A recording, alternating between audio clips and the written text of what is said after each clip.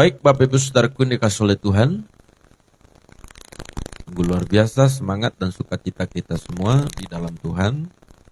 Dan kita akan berbicara tentang buah-buah roh setelah kita berbicara tentang perbuatan daging.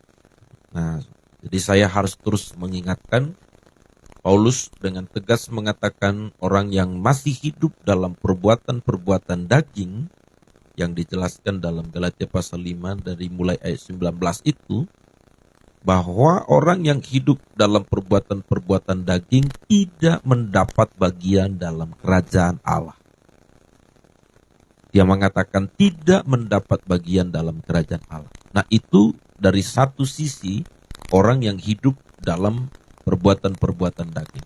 Lalu dia meneruskan lagi dalam Galatia pasal 5 ayat 22 sampai 23. Dia membuat sebuah perbandingan. Dia mengatakan Galatia pasal 5 22 sampai 23, tetapi buah roh ialah kasih, sukacita, damai sejahtera, kesabaran, kemurahan, kebaikan, kesetiaan, kelemah lembutan, penguasaan diri. Tidak ada hukum yang menentang hal-hal itu. Jadi, dalam kata lain, Paulus mengatakan bahwa orang yang sudah hidup dipimpin oleh Roh Kudus atau menjadi anak-anak Allah, maka baginya atau bagi kita menjadi anak-anak Allah harus menghasilkan namanya buah roh. Dan buah roh ini adalah karya dan pekerjaan Roh Kudus dalam diri kita ketika kita mau takluk, nurut, taat, dibimbing Roh Kudus. Ketaatan kita kepada firman, ketika kita taat, takluk, nurut kepada firman dalam bimbingan Roh Kudus, itulah yang akan menghasilkan buah roh. Jadi buah roh bukan pekerjaan kita, bukan upaya kita, bukan kerja keras kita, tapi buah roh adalah hasil dari ketaatan kita melakukan firman Allah dalam tuntunan dan dalam bimbingan Roh Kudus. Nah, dalam kata lain, orang yang tidak mau taat untuk melakukan firman Tuhan dan tidak mau dibimbing Roh Kudus, lupakan tentang buah roh, tidak mungkin akan menghasilkan buah roh. Sekalipun kita mungkin menjadi Kristen, bahkan belajar Alkitab, bahkan berkhotbah seperti saya, tapi kalau tidak taat dan tidak menaklukkan diri kepada firman dalam pimpinan Roh Kudus, maka tidak akan menghasilkan buah roh. Lalu menjadi penting untuk kita pikirkan juga bahwa kita sebagai orang Kristen, hal yang diminta Tuhan dan yang membuat Tuhan begitu bangga, bersukacita atas kita adalah ketika kita menghasilkan buah. Sama seperti kita, saya yakin tidak ada orang yang menanam sebuah pohon yang akan berbuah. Katakanlah kita menanam pohon durian, nah, pohon mangga. Nah, jadi ketika kita menanam durian atau mangga, satu-satunya yang membuat kita tersenyum dan begitu senang dan merasa lelah capek selama ini mengurus durian ataupun mangga kita ini adalah ketika dia menghasilkan buah yang lebat dan manis. Wah, itu rasanya capek sekian lama menunggu, apalagi kalau tanaman-tanaman keras kan lama ya. Tapi ketika sudah menghasilkan buah, ada satu rasa senang, bahagia, gembira begitu ya. Kita merasa berhasil dan buah itu kita merasa pohon itu telah membuahkan hasil yang kita dambakan sejak kita menanamnya. Jadi orang menanam buah durian, orang menanam biji durian, dalam benaknya sudah terbersit atau sudah ada sebuah bayangan atau keinginan tentang buah. Padahal baru bijinya ditanam loh. Maka itu sebabnya ketika buah itu di kemudian hari benar-benar terlihat dan muncul dan dinikmati, ada sebuah kelegaan dan rasa gembira dan senang dan sukacita. Nah, demikian dengan hidup kita, Bapak Ibu. Kristus sudah mati untuk kita, menebus kita. Dan dia telah memberikan benih firman dalam hidup kita. Maka yang diinginkan Tuhan dari kita adalah, yang diharapkan oleh Tuhan adalah bagaimana kita menghasilkan buah. Tetapi buah ini tidak terjadi secara otomatis.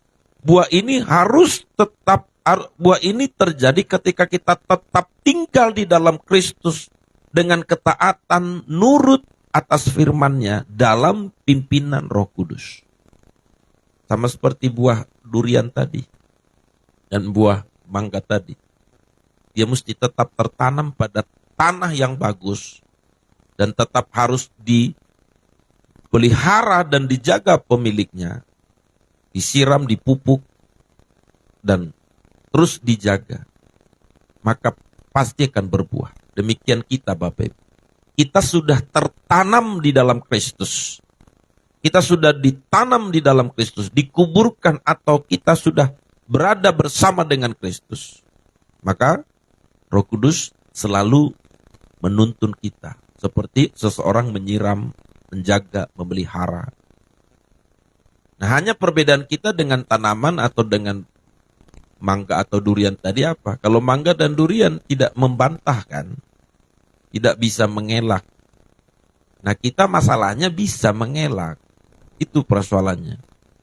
Nah, kalau durian bisa memilih untuk pergi ke kebun lain, nah itu bisa menjadi masalah kan. Tapi durian dan mangga yang saya katakan tadi, dia tidak bisa mengelak. Dia terus ada di situ dan siap menerima apa saja yang dilakukan oleh pemiliknya. Nah, ini adalah teori yang cukup bisa membantu kita supaya kita bisa bertumbuh di dalam Tuhan. Maka ketika kita tetap tinggal, itu sebabnya kan Alkitab pernah mengatakan, engkau harus tetap tinggal di dalam aku supaya engkau menghasilkan buah. Jadi kalau loncat-loncat, sebentar tertanam dalam Tuhan, sebentar kecewa dengan Tuhan, sebentar ikut membangun mesbah doa, sebentar lagi tidak lagi. Nah, ini adalah akan sangat mengganggu pertumbuhan kita. Ibaratnya seperti orang nanam, dicabut, pindahin lagi, cabut, pindahin lagi, dicabut, dipindahin atau dicabut, tidak dipindahin atau tidak disiram, tidak dijaga. Nah, itu akan mengganggu pertumbuhan dari apa yang sedang kita tanam. Nah, oleh sebab itu pada saat pagi ini Bapak Ibu, tentu tidak banyak orang memilih jalan ini. Kenapa? Karena ini membutuhkan penaklukan diri. Orang lebih suka, lebih senang apabila kita dimanjakan oleh Tuhan dengan berkat-berkat materinya. Kita lebih suka mengalami sebuah hal-hal yang supranatural, yang wow menurut kita. Lalu kita senang dan orang menyukai itu. Tapi kalau sudah masuk kepada proses pemulihan, proses pertumbuhan, proses menghasilkan buah, di mana ini akan membawa kita kepada penyangkalan diri, di mana ini akan membawa kita kepada sebuah penaklukan diri. Nah, nggak banyak orang memilih jalur ini, saudara. Karena ini adalah yang harus kita terapkan dalam diri kita. Makanya Alkitab juga pernah berkata bahwa ada jalan yang lebar, ada jalan yang sempit. Jalan yang lebar itu kan itu bebas. Tapi jalan sempit itu adalah penuh dengan kesulitan, tantangan. Tapi Tuhan berkata kau harus memilih jalan yang sempit. Jalan yang tidak digemari, tidak disenangi orang. Nah, jalan termasuk juga dalam hal jalan pembaharuan, pemulihan hidup itu nggak disenangi banyak orang.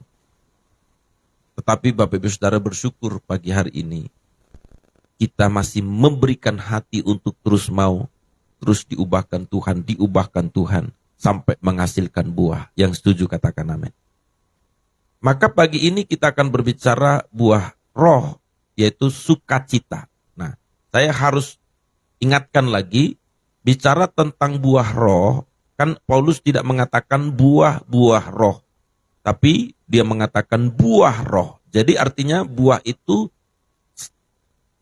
satu.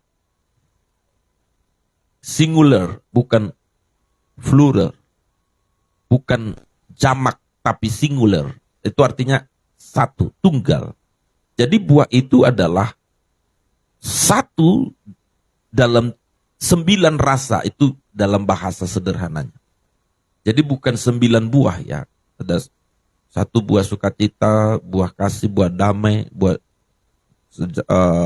kesabaran, tidak. Tapi buah roh itu satu dalam 9 rasa. Itu adalah itu yang apa namanya, sebuah satu kesatuan dalam diri kita. Jadi itu semestinya berkembang secara bersamaan. Jadi nggak muncul dulu kasih, setelah itu nanti muncul sukacita, setelah itu muncul damai, tidak. Tapi itu muncul secara bersamaan dalam kehidupan kita. Ketika sekali lagi teorinya tadi kan sudah saya sampaikan, teorinya adalah kita terus tertanam di dalam Kristus, nurut, taat, takluk pada firman-Nya dalam pimpinan dan tuntunan Roh Kudus. Itu teorinya, tidak boleh lari dari situ. Nah sekarang teorinya kita tahu, prakteknya yang harus kita jalani. Kita mesti tetap ada dalam Kristus, tertanam dalam Kristus, nurut, taat, takluk pada firman-Nya, dan dibimbing oleh Roh Kudus setiap saat. Makanya ada beberapa lagu yang selalu mengingatkan kita, contohnya kan, setiap jamnya Tuhan, Dikau ku perlukan. Nah, lagu lagi, peganglah tanganku Roh Kudus setiap hari. Nah, ini kan erat hubungannya kepada bagaimana Tuhan menuntun kita melalui kehidupan setiap hari. Kita mulai dididik, diajari, dan melalui pengalaman-pengalaman, tantangan-tantangan, kesulitan-kesulitan itu yang akan menghasilkan buah roh dalam diri kita. Oleh karena kita taat pada firman Tuhan saat menghadapi tantangan, saat merespon persoalan, saat menghadapi kesulitan, kita taat kepada firman dalam pimpinan Roh Kudus. Saat menghadapi persoalan hidup kita, itu yang menghasilkan buah roh. Dan saya katakan kembali, buah roh itu adalah bukan usaha upaya kita, tapi buah roh adalah pekerjaan Allah dalam diri kita. Maka hari ini kita bicara tentang sukacita. Semalam kita bicara tentang kasih. Kasih yang dimaksud dalam buah roh itu adalah kasih tanpa syarat. Jadi kasih yang muncul dari dalam roh kita bukan dipengaruhi oleh apa yang dari luar diri kita.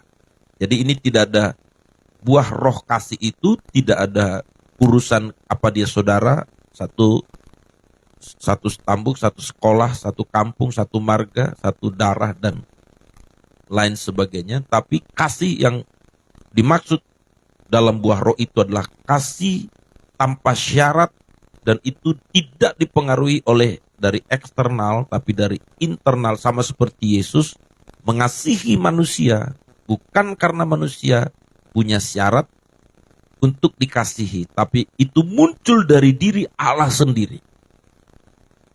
Karena Allah itu kasih, maka dia mengasihi siapapun tanpa pandang bulu. Dia mengasihi seluruh dunia, kata Alkitab, mau orang jahat, orang baik, dan segala sesuatunya, semua manusia dikasihi oleh Allah. Nah, itu adalah konsep tentang buah roh kasih. Nah, maka sama seperti kita. Kalau buah roh sudah ada dalam diri kita, maka kita tidak pandang bulu, kita akan mengasihi semua orang, tetapi kasih dalam hal ini artinya kasih bagaimana supaya kita bisa mengasihi mereka untuk membawa mereka kepada Tuhan. Jadi kan ada kasih lain, kita mengasihi saudara karena satu seiman, mengasihi karena saudara, saudara karena teman dekat dan semua segala macam, tentu itu bagian dari kasih. Tapi kasih yang dimaksud dalam buah roh adalah kasih yang agape tanpa syarat. Maka saya katakan semalam pagi, kalau Bapak Ibu ingat, sampai Kasih yang adalah buah roh itu adalah sampai kita bisa mengasihi musuh, memberkati musuh. Nah, itulah standar kasih dalam arti buah roh. Seperti yang Yesus telah lakukan kepada kita. Nah, tentu seperti yang saya katakan, ya kalau saya semalam juga saya katakan, kalau artinya dengan mengucapkan atau menyampaikan itu rasanya, kalau dilihat dari diri sendiri kurang percaya diri gitu ya. Wah, begitu hebatnya level kasih itu ya. Kalau dilihat dari diri sendiri, kurang percaya diri menyampaikan. Tapi itu kan bicara tentang apa yang Alkitab katakan, yang Bapak, Ibu, Saudara, dan saya harus mengerjakan firman itu. Maka sekarang kita bicara tentang sukacita. Nah, sukacita, saudaraku yang dikasihi oleh Tuhan, adalah buah roh yang Tuhan akan kerjakan dalam diri kita melalui Roh Kudus dalam ketaatan kita kepada firman. Nah, sukacita di sini dalam bahasa Yunani disebut khara, khara. Jadi khara itu artinya adalah sebuah sukacita yang terjadi, joyful yang terjadi di dalam hati. Dan ini terjadi di dalam hati atau dalam roh kita. Nah, lagi-lagi buah roh itu adalah dikerjakan di dalam roh kita sehingga ada sebuah sukacita yang tidak dipengaruhi oleh kondisi sekitar kita. Nah, kalau selama ini kita bersukacita contohnya karena naik gaji ya, atau ada bonus, wah bersukacita karena naik pangkat, bisnis sukses, anak-anak berhasil, rumah baru, mobil baru. Nah, atau apa saja yang mempengaruhi kita dari luar diri kita, itu tidak sukacita dalam konteks buah roh. Saya ulang Bapak Ibu, apa saja yang mempengaruhi kita dari luar diri kita dan itu bersifat materi, maka itu bukan sukacita dalam konteks buah roh. Itu adalah sukacita semu. Kenapa semu? Ya jelas, kan tidak ada orang yang contohnya baru berhasil nih bisa beli mobil baru contohnya. Lalu disenang, sukacita dia toh, bersyukur dia. Apakah sukacitanya itu sukacita sejati atau semu? Pasti semu. Itu mobil sebentar lagi sudah makin lama makin buruk, makin lama makin turun harganya, makin rusak. Nah, demikian juga sukacitanya akan makin turun.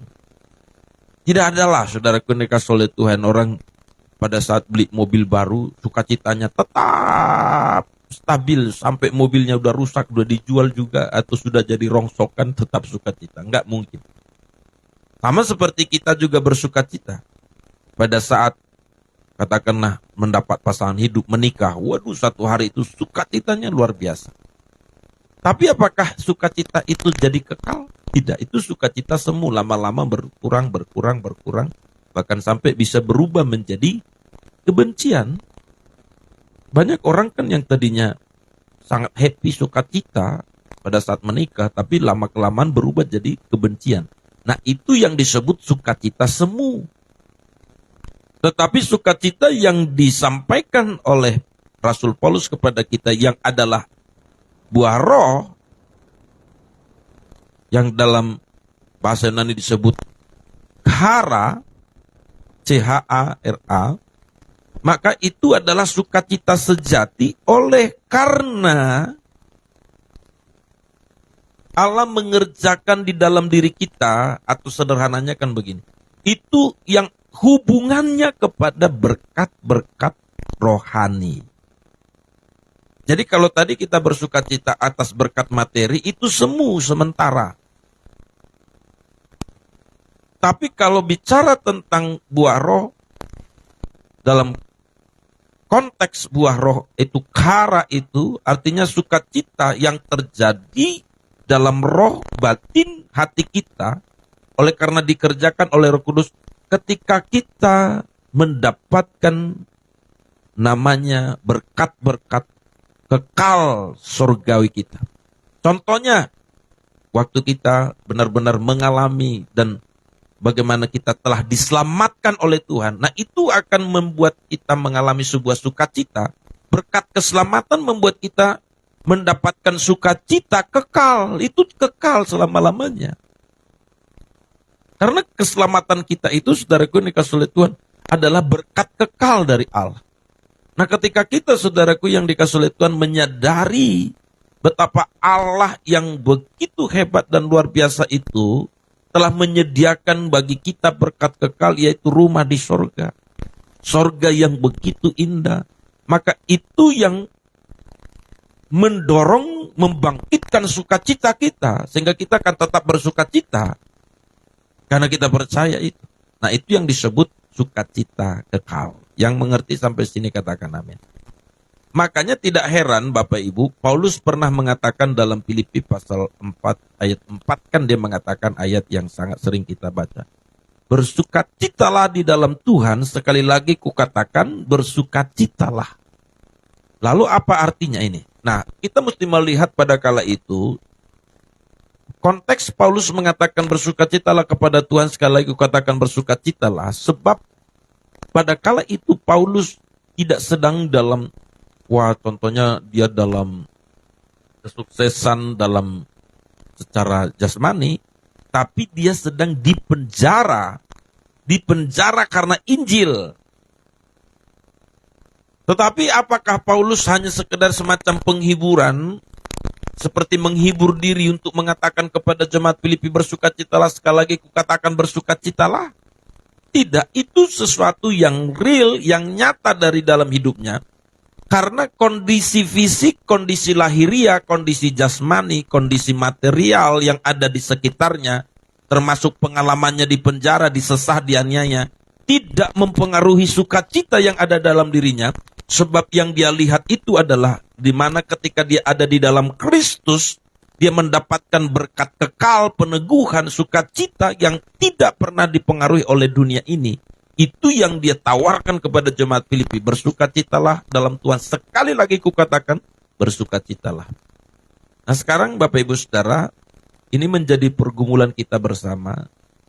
Kalau ini belum ada dalam diri kita, kalau sukacita kita selama ini masih sukacita semu, ayo kita dengan rendah hati mulai terus takluk pada Tuhan dan berkata, Tuhan, berikan aku sukacitamu, sukacita surgawi, supaya aku bisa melihat dan memandang berkat-berkat rohani itu adalah sebuah kelimpahan sukacita yang mempengaruhi hidupku, supaya aku jangan hanya terjebak dalam sukacita semu.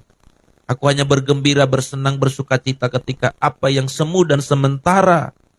Sementara aku sama sekali tidak mengalami sebuah sukacita oleh berkat-berkat kekal yang Tuhan beri. Keselamatan, penebusan, hidup yang kekal, upah kekal di surga. Nyaris tidak membuat kita mengalami sebuah sukacita. Nah, inilah yang perlu kita perhatikan. Sekarang pertanyaan saya, sudahkah kita benar-benar ada sebuah sukacita yang tak tergoncangkan di hati kita? Ketika kita tahu kita sudah ditebus oleh Tuhan, dan ketika kita tahu bahwa kita adalah anak Tuhan, dan ketika kita tahu bahwa kita akan kekal bersama dengan Tuhan, apakah sukacita itu sudah mewarnai batin dan roh kita, dan itu tidak mengubah, tidak berubah oleh karena situasi kita? Ini sulit kita pahami jikalau kita tidak mengalami. Oleh karena itu Bapak Ibu, mari kita bergumul terus dalam Tuhan dan berkata, Tuhan, Roh Kudus tolong aku, supaya aku bisa mengalami sukacita surgawi. Sudah bayangkan bagaimana Paulus dalam kondisi secara fisik, secara lahiriah, secara jasmani, begitu menderita, teraniaya. Tapi dalam sebuah pernyataan yang bukan kalimat penghiburan semacam, ya kemanalah, udahlah begini aja lah, kehidupi sukacita lah kita, bahagialah kita. Bukan itu, tapi ini benar-benar sebuah sukacita yang dialami. Makanya kalau kita melihat seluruh rasul-rasul, semua rasul-rasul bahkan pada seperti namanya rasul-rasul Petrus dan Yohanes dan semua yang lain, Mereka kan teraniaya, menderita, tapi sukacita surgawi itu tidak pernah membuat mereka jadi terpuruk, jadi merasa menyesal atau merasa tidak berdaya menghadapi kehidupan. Mereka tetap semangat sukacita di dalam Tuhan. Nah, itu yang mesti kita terima. Sehingga sekalipun banyak masalah beban hidup kita Bapak Ibu, kalau selama ini yang selalu kita keluhkan hanya masalah bercara tentang materi, tidak salah saudara kita berjuang untuk materi-materi kita. Kita mesti berjuang. Tapi kalau cuman sebatas itu, Paulus pernah memberikan sebuah kalimat juga dalam pernyataan Paulus begini. Kalau hanya dalam dunia ini saja kamu berharap kepada Kristus, kamu adalah orang paling malang, kata Paulus. Maksudnya apa ini? Jadi Paulus mau menekankan kepada kita, yes, benar, kita mesti berjuang untuk hidup. Sama seperti Paulus, untuk kebutuhannya dia berjuang, untuk makan minumnya dia berjuang juga, dia menjadi bisnis tenda, bekerja untuk buat tenda untuk memenuhi kebutuhannya. Dia berjuang. Tetapi jangan salah, jangan seolah-olah cuman itu perjuangan kita. Kan kerap kali kita merasa perjuangan kita cuman bagaimana supaya mendapat materi lebih, sukses lebih, dan lebih. Lalu kita anggap kalau kita sudah mendapatkan sukses secara materi, secara jasmani, lalu kita merasa itu tujuan pencapaian kita. Paulus katakan, orang seperti ini, orang yang paling malang. Malang artinya bahwa itu pasti berakhir semu. Tetapi Paulus ingin mengatakan, ada berkat yang tak terhingga, tidak semu, dan harus menjadi joyful, sukacita dalam diri yang kekal, yaitu mengalami buah roh.